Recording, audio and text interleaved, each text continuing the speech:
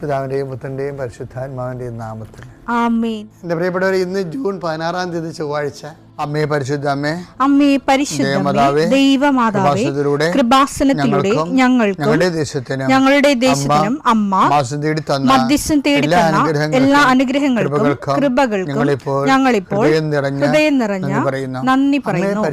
അമ്മേ പരിശുദ്ധമേ, ദൈവമാതാവേ, 2004 ഡിസംബർ 7-ാം തീയതി ഉച്ചകഴിഞ്ഞ് 2:30 കൃപാസനത്തിൽ സംഭവിച്ച അമ്മയുടെ പ്രത്യക്ഷപ്പെടലിനെ കുറിച്ച് തിരുസഭയ്ക്ക് സമർപ്പിച്ചിരിക്കുന്ന പഠനരേഖകളുടെ മേൽ സഭാത്മകമായ പഠനം ആരംഭിക്കുവാൻ ഞങ്ങൾ പ്രാർത്ഥിക്കുന്നു. അമ്മേ പരിശുദ്ധമേ, ഭൂസ്വർലോകങ്ങളുടെ രാജ്ഞിയായ അങ്ങേയ്ക്ക് ഭൗമസംരക്ഷണത്തിനായി പ്രപഞ്ചപ്രകൃതിയെ തന്നെ തിരുസഭ പ്രതിഷ്ഠിക്കുവാൻ ഈ പ്രത്യക്ഷീകരണം വഴി ഇടയാക്കണമേ. പരിശുദ്ധമേ, ജപമാല മാതാവേ, സകല കൃപാസനം പ്രാർത്ഥനയോടും ചേർത്ത് ഞങ്ങളിപ്പോൾ പ്രാർത്ഥിക്കുന്ന ഈ കുടുംബത്തിന്റെ പ്രത്യേക നിയോഗം പറ മക്കളെ.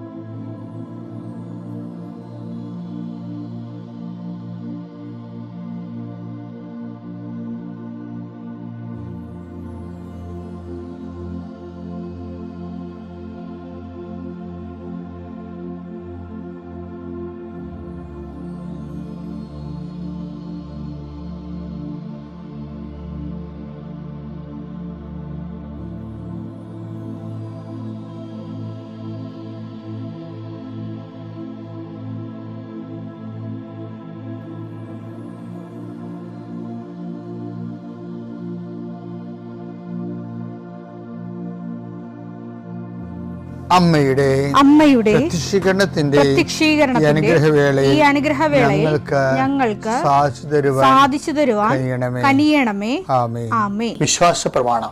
സർവശക്തനായ പിതാവും ആകാശത്തിന്റെയും ഭൂമിയുടെയും സൃഷ്ടാവുമായ ദൈവത്തിൽ ഞാൻ വിശ്വസിക്കുന്നു. അവിടുത്തെ ഏകപുത്രനും ഞങ്ങളുടെ കർത്താവുമായ ഈശോമിശിഹായിലും ഞാൻ വിശ്വസിക്കുന്നു. ഈ പുത്രൻ പരിശുദ്ധാത്മാവിനാൽ ഗർഭസ്ഥനായി കന്യകാമറിയത്തിൽ നിന്ന് പിറന്ന് പൊന്തിയോസ് പീലാത്തോസിന്റെ കാലത്ത് പീഡകൾ സഹിച്ച് കുരിശിൽ തറയ്ക്കപ്പെട്ട് മരിച്ച് അടക്കപ്പെട്ട് പാതാളങ്ങളിൽ ഇറങ്ങി മരിച്ചവരുടെ ഇടയിൽ നിന്ന് 3-ാം നാൾ ഉയർത്ത് സ്വർഗത്തിലേക്ക് എഴുന്നള്ളി സർവശക്തിയുള്ള പിതാവായ ദൈവത്തിന്റെ വലതുഭാഗത്തിരിക്കുന്നു.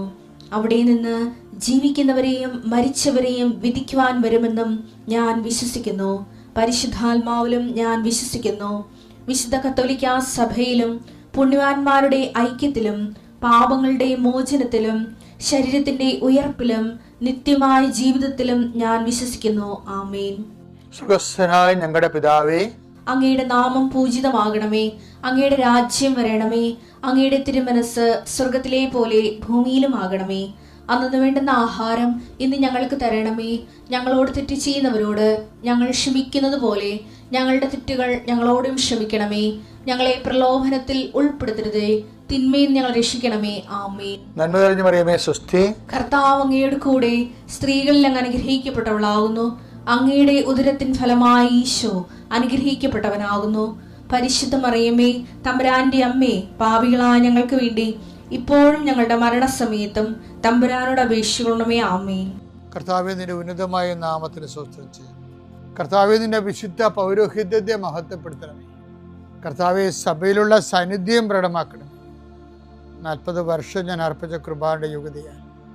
കൃപാസ്ഥാനത്താറെ ജീവനോടെ പ്രത്യക്ഷപ്പെട്ട മാതാവിൻ്റെ മാധ്യസ്ഥ ഇന്ന് ഉത്തരവാദിത്തങ്ങളിലേക്ക് പോകുന്ന എല്ലാവരെയും ഞാൻ ഈശോയുടെ നാമത്തിൽ ആശീർവദിക്കുന്നു.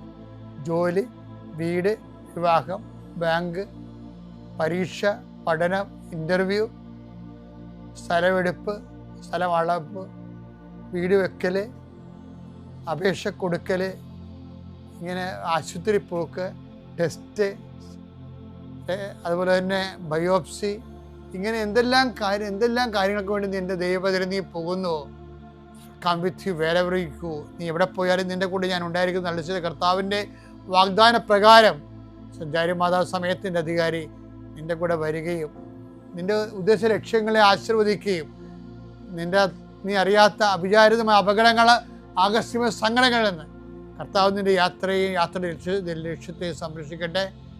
പിതാവും പുത്രനും പരിശുദ്ധാത്മാവായ സർവ്വേശ്വര എന്നേക്കും ആമേൻ. എൻ്റെ പ്രിയപ്പെട്ടവരെ, വാഗ്ദാനം പ്രാപിക്കാനുള്ള പ്രക്രിയയുടെ ഒന്നാം ഘട്ടമാണ് നമ്മൾ ഇന്നലെ കണ്ടത്. എന്താണത്? ചെങ്കടൽ കടക്കുക. രണ്ടാമത്തെ ഘട്ടം എന്ന് പറയുന്നത് എന്താ വെച്ചാൽ സീനായ് മരുഭൂമിയാണ്. സീനായ് മരുഭൂമിക്കും നമ്മുടെ ഈ നമ്മുടെ ഉടമ്പടിയിലും ഇപ്പം സീനായ് മരുഭൂമിയില്ലേ, മരുഭൂമികൾ പലപ്പോഴും പല മരുഭൂമികളും നമ്മളായിട്ട് ഉണ്ടാക്കുന്നതാണ്. മരുഭൂമികൾ വെച്ച് കഴിഞ്ഞാൽ മരുഭൂമി എന്ന് പറഞ്ഞാൽ എന്താണ്? നമുക്ക് നമ്മുടെ ലക്ഷ്യം ഇങ്ങനെ നീണ്ടു പോവുകയും നമ്മുടെ പ്രയാണം സ്ലോ ഡൗൺ ആക്കുകയും ചെയ്യുന്ന ഘടകങ്ങൾ. അതാണ് ഈ മരുഭൂമിയുടെ ഒരു പ്രത്യേകത. ലക്ഷ്യം നീണ്ടു പോകുന്നു. ലക്ഷ്യം നീളുക മാത്രമല്ല, നമ്മുടെ മുന്നേറ്റം സ്ലോ ഡൗൺ ആക്കും. അതിൻ്റെ ഒരു കാരണം, അതിൻ്റെ വരുന്ന വിഷയം, അതുകൊണ്ടല്ല ഈ മരുഭൂമി 40 വർഷമൊക്കെ അവരെടുക്കണില്ലേ. 40 വർഷം എടുക്കാതെ ഈ വിഷയം കൈകാര്യം ചെയ്യാൻ പറ്റുമായിരുന്നു. ബൈബിൾ ഇടയ്ക്കിടയ്ക്ക് ഇവനെ ഓർപ്പിക്കും, നീ ബേസിക്കായിട്ട് അഹങ്കാരിയാണ്, അതുകൊണ്ട് നിന്നെ എളിമപ്പെടുത്തുക. ഈ യഹൂദനായതുകൊണ്ട് വലിയ ഇന്ത്യക്കാരെ വല്ല വേണമെങ്കിൽ 40 വർഷം എടുക്കത്തില്ല.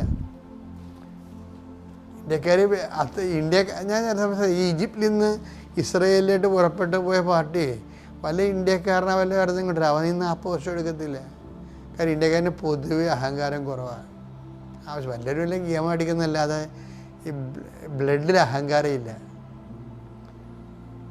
അത് നമ്മളുടെ പ്രകൃതിയും പിന്നെ നമ്മുടെ ഒരു ആധ്യാത്മികതയും എല്ലാം കൂടി എൻ്റെ ഉണ്ട്. എൻ്റെ ഒരു സംശയം അത് നിശ്ചയിക്കാൻ പറ്റത്തില്ല.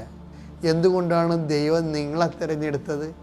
നിങ്ങൾ ഏറ്റവും ചെറിയ ഗണമായത് കൊണ്ടാണെന്ന് പറഞ്ഞില്ലേ? നിയമാവർത്തനം 7:7. നിയമാവർത്തനം 7:7. കർത്താവ് നിങ്ങളെ സ്നേഹിച്ചതും തിരഞ്ഞെടുത്തതും മറ്റു ജനതകളെക്കാൾ നിങ്ങൾ എണ്ണത്തിൽ കൂടുതലായിരുന്നതുകൊണ്ടല്ല, നിങ്ങൾ മറ്റെല്ലാ ജനതകളെയും ചെറുതായിരുന്നു. പഴയ നിയമത്തിൻ്റെ നിരീക്ഷണത്തിൽ വന്നിട്ടുള്ള ഒരു കാര്യമാണ്. അത് മോസസ്സാണ് എഴുതിയിരിക്കുന്ന കാരണമാണ് മോസസിന് ആ ഒരു രീതി ഒരു പെർസ്പെക്റ്റീവിൽ അത് ആ ഒരു ആംഗിളിൽ അത് അവതരിപ്പിക്കുന്നത്. മറ്റുള്ള ജനങ്ങളെക്കാൾ ഇവർ അഹങ്കാരികളായിരുന്നു. അതാണ് ഒരു കാര്യം. അതാണ് ഈ ജനതയെ ലോകത്തിലുള്ള എല്ലാ ജനതകളെക്കാളും അഹങ്കാരത്തിൽ കൂടുതലുള്ള ഒരു വർഗം. അതുകൊണ്ടാണ് ഇവരിൽ പ്രവർത്തിച്ച് വിജയിച്ച ബാക്കിയുള്ളവർക്കെല്ലാം ആപ്ലിക്കബിൾ ആവും. ഈ മരുഭൂമിയിൽ ഒന്നാമത്തെ മെസ്സേജ് എന്ന് പറയുന്നത് നിയമാവർത്തനം 2 എടുത്തേ. നിങ്ങളുടെ ദൈവമായ കർത്താവ് നിങ്ങളെ എളിമപ്പെടുത്താനും തന്റെ കൽപ്പനകൾ അനുസരിക്കുമോ ഇല്ലയോ എന്നറിയാൻ നിങ്ങളെ പരീക്ഷിച്ച് നിങ്ങളുടെ ഹൃദയ വിചാരങ്ങൾ മനസ്സിലാക്കാനും വേണ്ടി ഈ 40 സംവത്സരം മരുഭൂമിയിലൂടെ നിങ്ങളെ നയിച്ച വഴിയെല്ലാം നിങ്ങൾ ഓർക്കണം. അപ്പോൾ ഈ എളിമപ്പെടുത്തുക എന്നുള്ളതായിരുന്നു. അതാണ് ഞാൻ അഹങ്കാരം എന്ന് പറഞ്ഞത്. അപ്പോൾ ഈ നമ്മളെ ഉടമ്പടിയിൽ എല്ലാ വാഗ്ദാനം പ്രാപിക്കുമ്പോൾ, ഉടമ്പടി ഉപയോഗിക്കുമ്പോൾ അതിൻ്റെ ഒന്നാം ഘട്ടം ഇന്നലെ നമ്മൾ കണ്ടു. എന്താണ്? പാപം അതായത് പാപം കഴുകിക്കളയണം. പാപകരമായ ലൈഫ്, സംസാരം, ചെയ്തികൾ എല്ലാത്തിൽ നിന്നും ഗുഡ് ബൈ പറയണം. വാഗ്ദാനം പ്രാപിക്കാനുള്ള രണ്ടാം ഘട്ടം എന്താ? ഈ മരുഭൂമിയാണ്. എന്തിനാണത്? എളിമപ്പെടുത്താനാണ്. മരുഭൂമിയിൽ നമുക്കൊരു ഒരു വിഷയം നമ്മുടെ മുന്നേറ്റം സ്ലോ ഡൗൺ ആവുകയും നമുക്ക് നടന്നു തീർക്കാനുള്ള ഇടങ്ങൾ നീണ്ടുപോവുകയും ചെയ്യുമ്പോൾ മരുഭൂമിയാവും. എപ്പോഴാണ് മരുഭൂമി ഉദയം ചെയ്യണമെന്ന് ചോദിച്ചു കഴിഞ്ഞാൽ, നമ്മൾക്ക് നടന്നു തീർക്കാനുള്ള ദേശം നീണ്ടു പോവുകയും നമ്മുടെ മുന്നേറ്റം വളരെ സ്ലോ ഡൗൺ ആവുകയും ചെയ്യുമ്പോൾ ആണ് മരുഭൂമി ഉണ്ടാകണം, നീണ്ടു പോണത്. അപ്പോഴെന്താ ചെയ്യേണ്ടത്? എളിമപ്പെടണം. എന്തിനാ എളിമപ്പെടണമെന്നറിയാവോ? ചിലർക്കൊക്കെ അവർക്ക് മറ്റുള്ളവർ അടിച്ചേൽപ്പിച്ച ലക്ഷ്യങ്ങൾ തലേക്കൊള്ളും. മറ്റുള്ളവർ അടിച്ചേൽപ്പിച്ച ലക്ഷ്യങ്ങൾ, ആ ലക്ഷ്യങ്ങൾക്ക് വേണ്ടി ആരാണ് നിന്നെ, ഞാൻ ചിലപ്പോൾ സമയത്ത് ചോദിക്കുവേ, എന്നോട് ഈ ആൾക്കാരിനെ കാണാൻ വരുമ്പോൾ ഞാൻ ചോദിക്കും, ചിലർ എന്നോട് പറയത്തില്ലേ, അച്ഛാ സ്ഥലം വിൽക്കണമെന്ന് പറയും, വീടും സ്ഥലം വിൽക്കണമെന്ന് പറയും. അപ്പം ഞാൻ ഉടനെ അവരോട് ചോദിക്കുവേ, ഈ ആശയം ആരാണ് ആദ്യം പറഞ്ഞതെന്ന് ചോദിക്കും. അത് ഞാൻ തന്നെയാണ് പറഞ്ഞത്. നീ ഇങ്ങനെ സ്ഥലവും വീടും വിൽക്കാൻ വേണ്ടി കൃപാസനത്തിൽ വന്ന കാര്യം ആർക്കൊക്കെ അറിയാം? അതെനിക്ക് അറിയാൻ പാടില്ല. അവൾക്ക് അത് വിറ്റ് തൊലച്ച് അവൾക്ക് കിട്ടിയ കാശം മേടിച്ചുകൊണ്ട് വിദ്യാഭ്യാസത്തിന് പോയി അവിടെ കണ്ട ആമ്പിള്ളേരോട് ഇവയ്ക്ക് പറഞ്ഞു വെച്ചേക്കുന്ന ചെറുക്കനോട് ലൈനടിച്ച് അവളവിടെ കാര്യം മാത്രമേ ഉള്ളൂ. വേറെ ആരുടെ പ്രശ്നം, ആരും തൂങ്ങിയാലും ഒരു പ്രശ്നമില്ല. അപ്പോൾ വീട്ടുകാർ പോലും അറിയാതെ തന്നെ വീട് സ്ഥലം വിൽക്കാൻ വേണ്ടി ഉടമ്പടി എടുത്തിരിക്കണേ. ഈ ആശയം എവിടുന്ന് കിട്ടി? അതെല്ലാം സ്വയംകൃത ചരിത്രമാണ്. സ്വയംകൃതം. ഈ സ്വയംകൃത നിയോഗക്കാരാണ് മരുഭൂമിയിലൂടെ കടന്നു പോണ പലപ്പോഴും.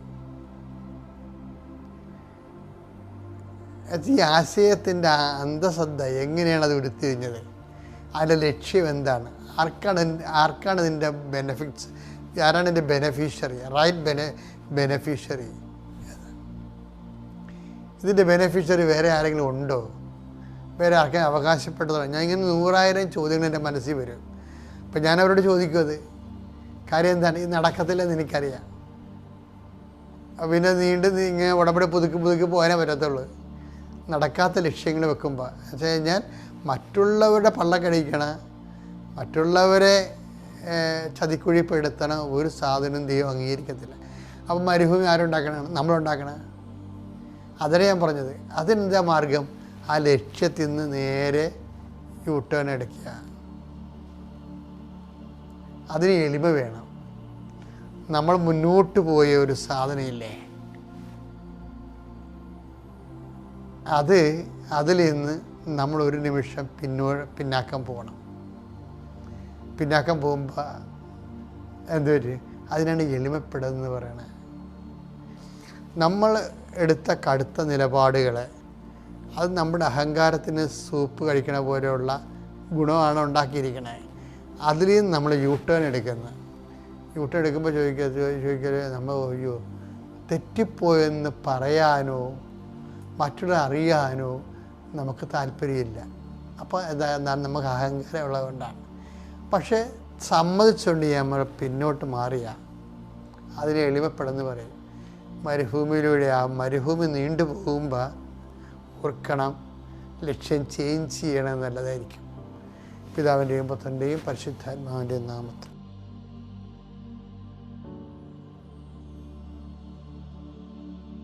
അത്യപൂർവ ദൈവാനുഭവങ്ങൾ ഇനി നിങ്ങൾക്കും സ്വന്തം.